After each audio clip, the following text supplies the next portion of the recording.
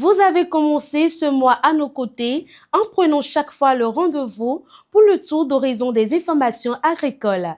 Mesdames et messieurs, bonsoir et bienvenue dans ce dernier numéro de votre journal. Tout de suite, les titres.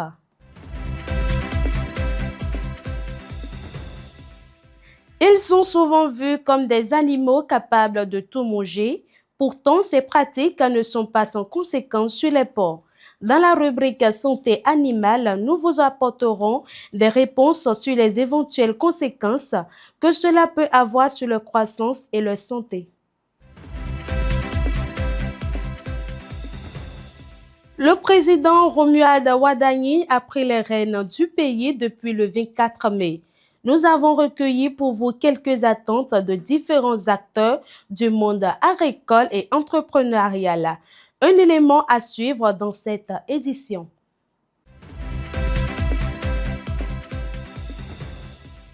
Et comme à l'accoutumée, nous avons collecté pour vous quelques informations à l'international.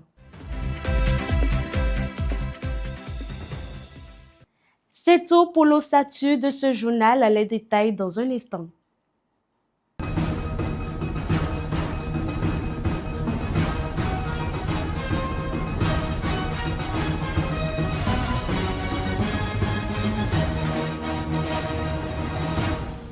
À nouveau, bonsoir et merci de nous recevoir chez vous pour cette nouvelle livraison de l'actualité agricole. Nous tendons progressivement vers la saison pluvieuse et comme elle ne prévient pas toujours, nous avons consulté Dame Nature pour vous dans le département du Mono, précisément à Bokpa, ainsi qu'à Natitengu dans le département de l'Atakora. Pour ce samedi à Bokpa, attendez-vous à un temps marqué par de possibles averses orageuses, notamment dans la matinée. Les températures oscilleront entre un minimum de 26 degrés Celsius et un maximum d'environ 31 degrés Celsius en journée. Le matin, le ciel sera très nuageux avec des possibilités d'averses ou de foyers orageux. Dans l'après-midi, le temps restera couvert avec de fortes chances d'averses persistantes. La température maximale sera de 31 degrés pour une minimale de 26 degrés Celsius avec un risque de pluie estimé à 50%. À Natitengu, attention aux visibilités réduites en début de journée. En matinée, des brouillards accompagnés d'éclaircies sont attendus avec une température de 24 degrés Celsius, ressentie à 28 degrés Celsius en raison de l'humidité. En soirée, des averses accompagnées de pluies orageuses pourraient survenir. La température sera de 27 degrés Celsius, ressentie à 30 degrés Celsius avec des rafales de vent pouvant atteindre 15 km par heure et un risque de plus de 50%. Le temps ne sera pas stable dans de localités, risque d'averses et de pluies orageuses. Protégez-vous ainsi que vos animaux. Traditionnellement, les premiers semis de coton interviennent entre le 20 mai et le 5 juin, conformément aux recommandations techniques généralement admises dans les zones côtières du nord du Bénin. Mais sur le terrain, les réalités climatiques imposent parfois des ajustements. À Parakou et dans plusieurs communes environnantes, les producteurs sont désormais invités à accélérer le démarrage des semis afin de profiter de l'humidité actuelle favorable dans le champ. L'appel a été lancé par l'UCOM CVPC de Parakou. Quelques heures seulement après la prestation de serment du président Romuald Wadani, un groupe de jeunes cadres béninois porté par l'ingénieur agronome Bienvenu Huewanou a décidé de passer à l'action. Réunis autour de l'initiative Waro, 100 jours de règne, 100 projets, ces experts et ingénieurs issus de plusieurs secteurs ont officiellement lancé ce dimanche 24 mai 2026 à Védoko une dynamique citoyenne destinée à accompagner les premières actions du nouveau chef de l'État. Dans de nombreux élevages porcins au Bénin, le porc est encore considéré comme un animal capable de tout manger. Déchets ménagers, restes de cuisine ou aliments de mauvaise qualité lui sont souvent servis afin de réduire les coûts. Mais ces pratiques ne sont pas sans conséquences. Quels sont les risques pour les animaux et pour les consommateurs? Éléments de réponse dans ce reportage de Chikinata Diaro et Jean-Dec Toronon. Dans les élevages traditionnels, notamment porcins, l'alimentation occupe une place centrale dans le développement des animaux et la rentabilité des exploitations. Souvent considéré comme un animal capable de consommer presque tout, le porc est fréquemment nourri avec des aliments divers, parfois sans véritable contrôle sur leur qualité ni sur leur effet sur la santé animale. Le porc est un mammifère monogastrique omnivore. C'est-à-dire que son estomac a une seule poche et sur le plan alimentaire, il se prête à une gamme très variée.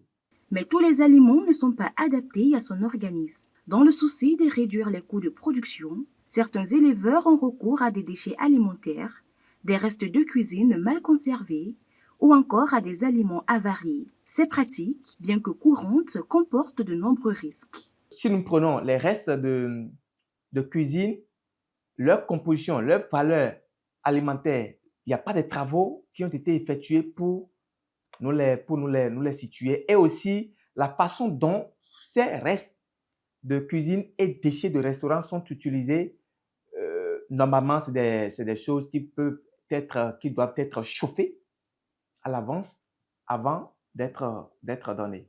Donc, ils nous inquiètent puisqu'ils peuvent transporter beaucoup de maladies. En consommant ces aliments sans précaution, les porcs peuvent développer plusieurs maladies d'origine bactérienne, parasitaire ou virale. Une alimentation inadaptée fragilise également leur système immunitaire, les rendant plus vulnérables aux infections et ralentissant leur croissance. On a souvent diagnostiqué des troubles d'origine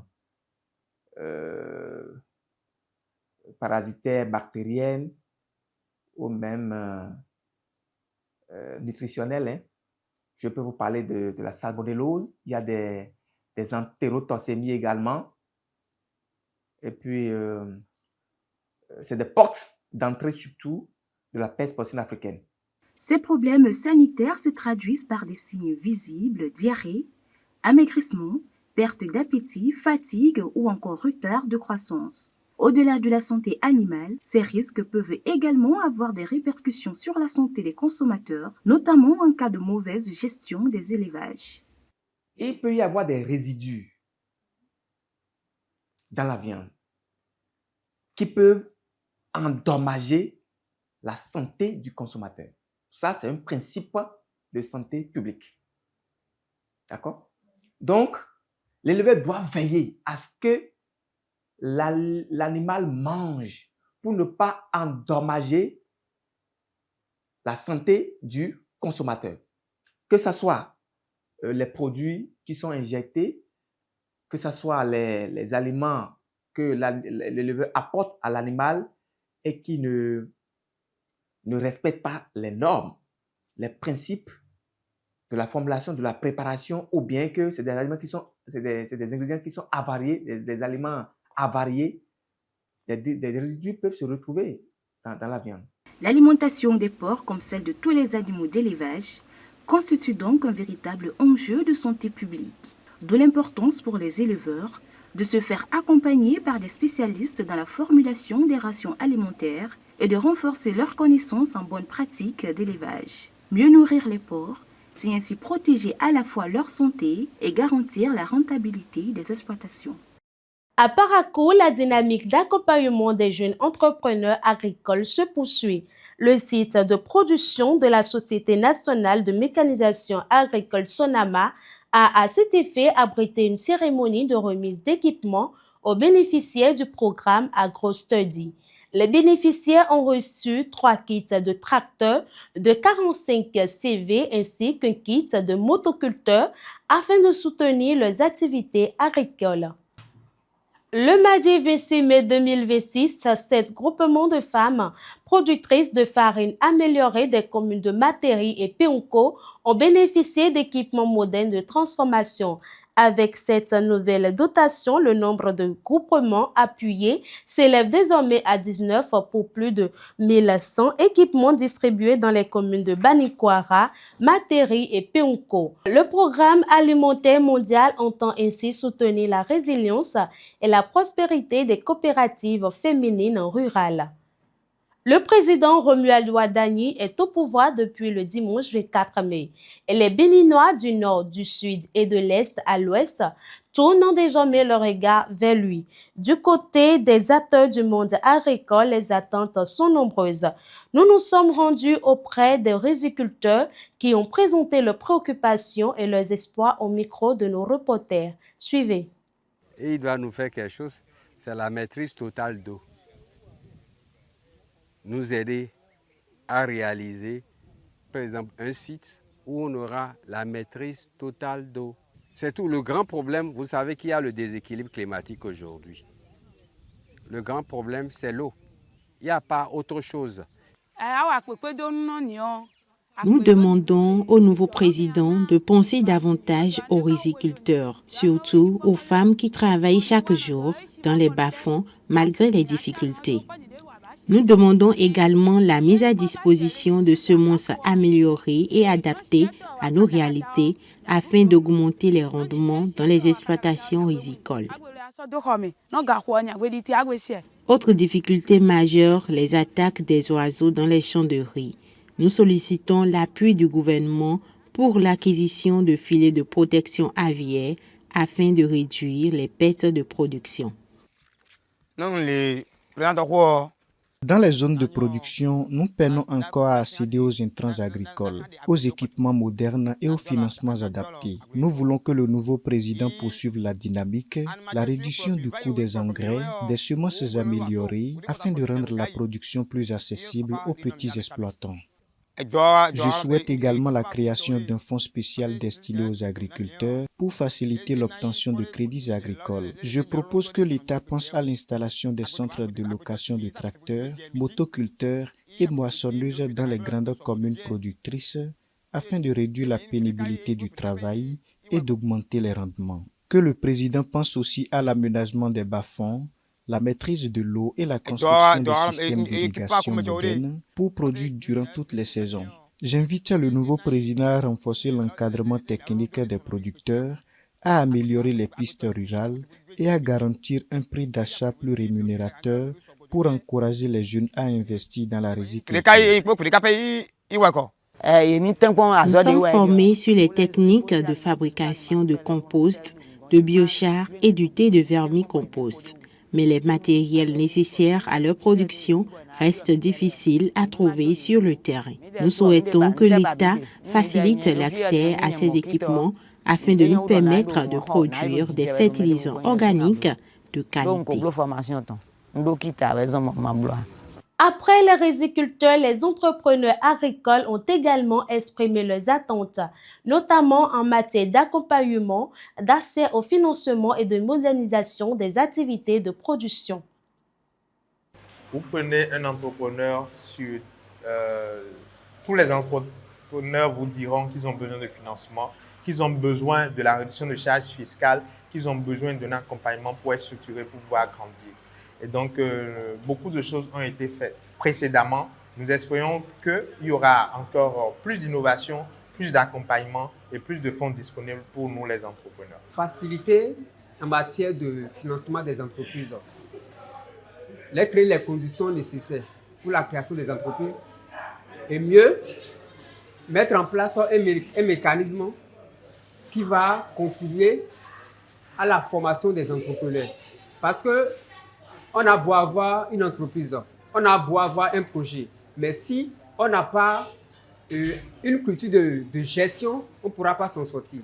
Donc, pour moi, j'aimerais demander au gouvernement et à notre président Wadayi de mettre en place un programme qui va contribuer à la formation des entrepreneurs. Les pisciculteurs, eux aussi, espèrent davantage de soutien pour le développement de leur filière.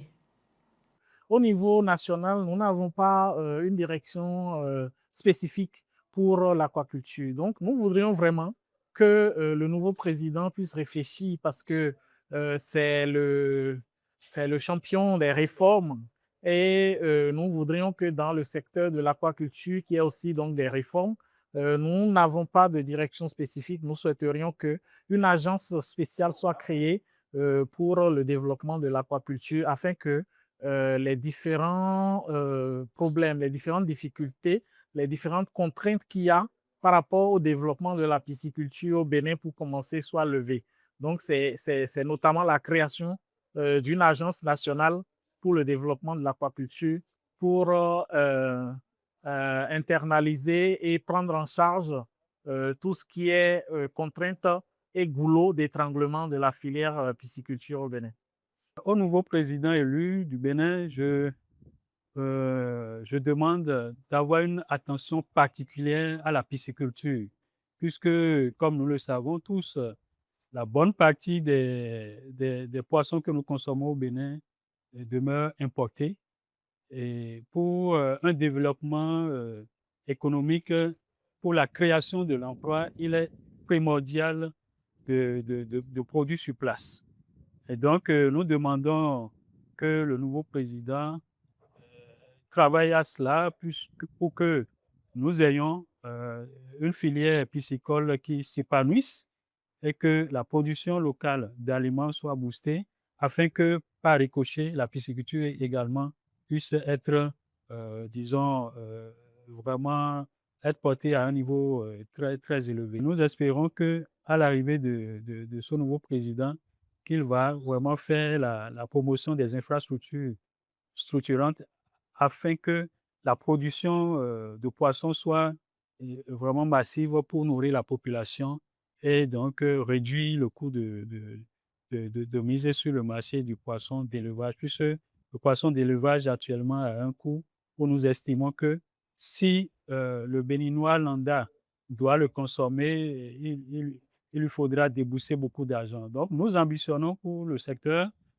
travailler à ce que le poisson d'élevage soit à un coût vraiment accessible aux consommateurs. Quant aux pêcheurs, ils appellent les nouvelles autorités à renforcer les mesures d'appui au secteur halieutique, à faciliter l'accès aux équipements de pêche et améliorer les conditions de conservation des produits de pêche. Ce que nous attendons du nouveau gouvernement, c'est que nous voulons professionnaliser l'activité de la pêche béninoise. Et nous constatons que nous avons des eaux du Bénin qui sont vraiment riches. Nous constatons que nous avons des travailleurs du Bénin qui sont vraiment actifs dans ce domaine. Ce que nous souhaitons encore du gouvernement, c'est de nous aider à pouvoir professionnaliser ce domaine avec tous les moyens qui pourront nous aider à pouvoir l'accomplir. Le nouveau président, j'appelle son nom avec du respect, M. Romiad Wadani, et il nous a interpellé le 3 mars 2025. Nous étions partis le voir. Il nous a parlé en ce qui concerne les questions de... Je pense que c'est une chance pour nous les pêcheurs d'avoir ce nouveau président qui est plus rapproché de nous. Je pense qu'avec son avènement, les questions de la pêche seront traitées avec de vigueur et nous allons trouver beaucoup de bénéfices.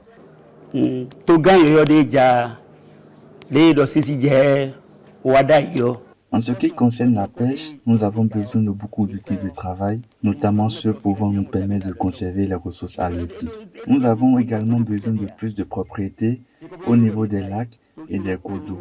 Au moment de la fermeture des lacs, nous souhaitons bénéficier d'une aide en vivres afin de pouvoir survivre jusqu'à la reprise de nos activités.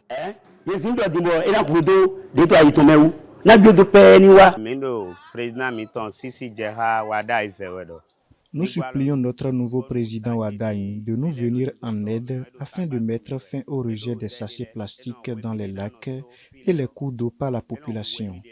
Cette situation nous dérange énormément et fait fuir les poissons à cause des mauvaises odeurs et de la pollution. Les poissons se déplacent alors vers les zones reculées et plus profondes, ce qui rend leur pêche très difficile pour nous. Nous souhaitons également l'interdiction de l'utilisation des filets à maïs serré afin de permettre aux poissons juvéniles de grandir normalement et d'assurer la préservation des ressources halieutiques. Et voilà qui est dit, vivement que les autorités prennent en compte les attentes exprimées par les différents acteurs pour un véritable essor du secteur agricole et halieutique. Dans la commune de Tchaourou, la vaccination contre la pasteurellose bovine démarrera officiellement le 8 juin prochain sur toute l'étendue de la commune. Une opération stratégique qui vise à protéger les troupeaux contre cette maladie infectieuse particulièrement redoutée en période de variation climatique. Hors de nos frontières, la Côte d'Ivoire ambitionne d'atteindre la souveraineté alimentaire en ressources animales d'ici 2030. À travers la PONA Départ 2026-2030, le gouvernement prévoit de moderniser les systèmes d'élevage, de développer les chaînes de valeur animale et d'améliorer l'accès au marché afin de renforcer la production locale de viande, de lait et de produits halieutiques. Cette stratégie devrait permettre la création de plus de 62 000 emplois avec notamment la construction de 23 marchés à bétail et l'installation de 110 centres de groupage. Le Burkina Faso a reçu le 25 mai 2026 à Ouagadougou un don de matériel et d'intrants agricoles de la Chine d'une valeur de plus de 160 millions de francs CFA. Le lot comprend des tracteurs, des motoculteurs, des semoirs, des faucheuses, des décortiqueuses, des batteuses, du matériel d'élevage ainsi que des équipements destinés à la rénovation du laboratoire d'analyse des semences. Cette remise vise à moderniser le secteur et à renforcer les capacités de production. C'est la fin de ce journal. Merci de votre attention tout au long de ce journal. N'oubliez pas, le 1er juin, plantons des arbres pour un environnement plus vert et un avenir durable. Je vous souhaite un excellent week-end. Bonsoir.